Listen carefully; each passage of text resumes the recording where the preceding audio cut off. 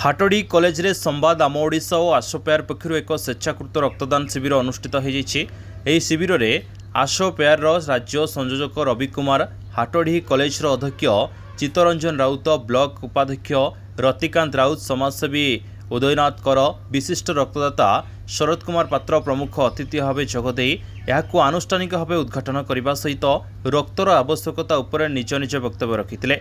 आम ओडिशार ब्लॉक संयोजक किशोर आचार्य, आस्पायर हाटोडी ब्लॉक संयोजक कृपा सिंधु सिंह प्रतिमासरे अंतत पक्षे गोटे गोटे शिविर आयोजन करने को आह्वान देते।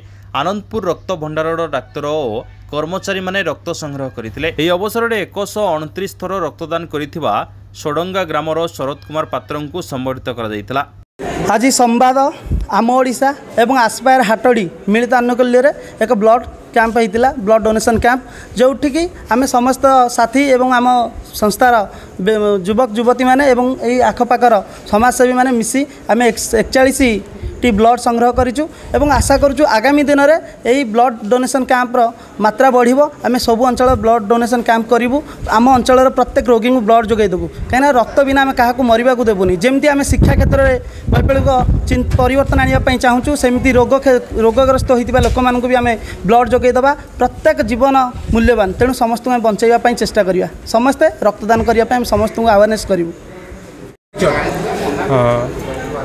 Dushmant Sahu, आस्पायर हाटोडी block learning coordinator.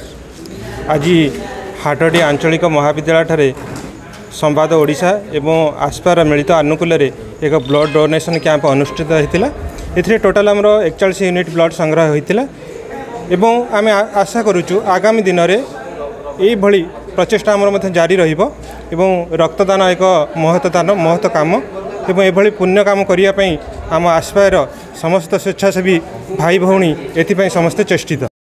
Keonjhar हाटोडी विकास विश्वाल रिपोर्ट, पवित्र जड़ेसा।